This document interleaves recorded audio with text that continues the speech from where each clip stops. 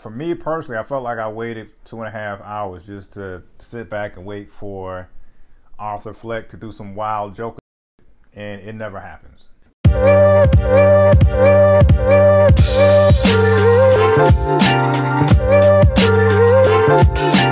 All right, man. We're talking about the Joker too. I was rooting for this movie, man. I was rooting for it so hard, man. But just off of just I can't even lie and will it and just will it to saying something good about it. This wasn't a good movie. I'm gonna start with love first, all right? Joaquin Phoenix and Lady Gaga are just phenomenal actors.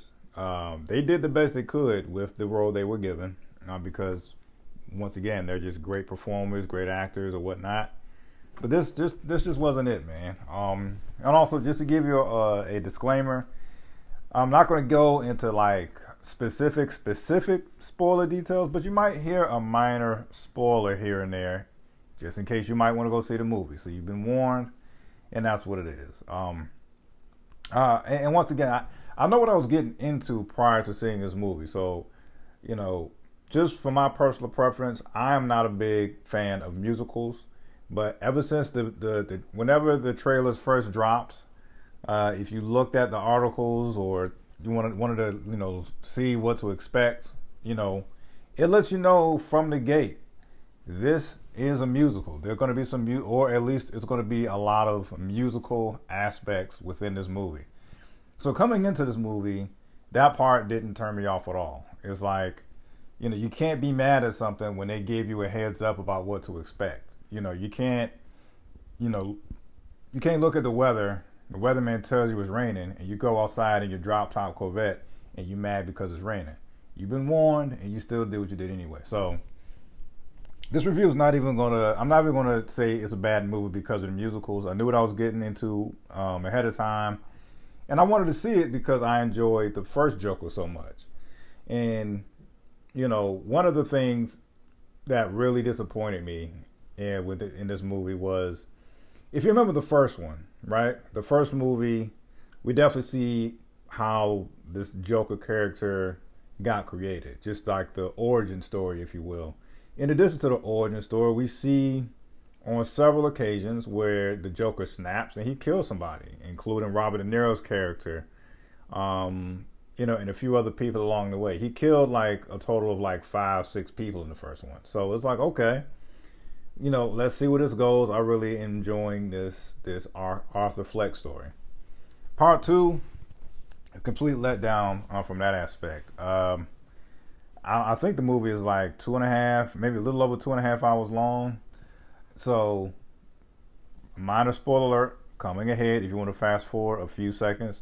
But for me personally, I felt like I waited 2.5 hours just to sit back and wait for Arthur Fleck to do some wild Joker shit, and it never happens. There's no wild badass Joker moments in terms of him being like the conniving, intelligent, killer clown that we know. There was none of that stuff. This movie is 2.5 hours of a musical, which once again, I'm not bashing because of that. You knew what you're getting ahead of time. But it's 2.5 hours worth of musicals, 2.5 hours of like this twisted love story between Harley Quinn, played by Lady Gaga, and Arthur Fleck, played by Joaquin Phoenix. So you got that musical / love story / courtroom drama. The bulk of the movie is the Joker just going on trial for the murders that he committed in the first one. So it was kind of all over the place in that sense. In terms of like the different genres, it's like it felt like it didn't know if it was going to be because one thing it was not. It definitely wasn't some action drama. I know it definitely wasn't that. So I just felt like it was all over the place in terms of not really sure of. It just tried to have like this, too much of a mix of different genres. Once again, you got musical, a love story aspect to it, and a courtroom drama, as if this is, Law and Order: Criminal Intent or something like that. So those are the main reasons why I didn't like it at all.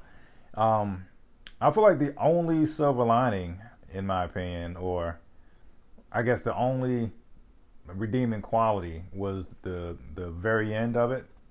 And you know, without spoiling it, the reason why I enjoyed it, it was kind of like this twisted passing of the torch type of a moment. But even the ending doesn't make up for you just waiting for like 2.5, close to 3 hours for some wild Joker stuff to happen, and you're never going to get that. So just leave it at that. Of course, this is directed by Todd Phillips, who's a great director. I mean, so yeah, I mean, it was shot very well. And I'll leave off with this. Another reason, you know, I guess outside of this passing of the torch moment that happens towards literally the tail end of the movie, you know, there were other minor moments where you see how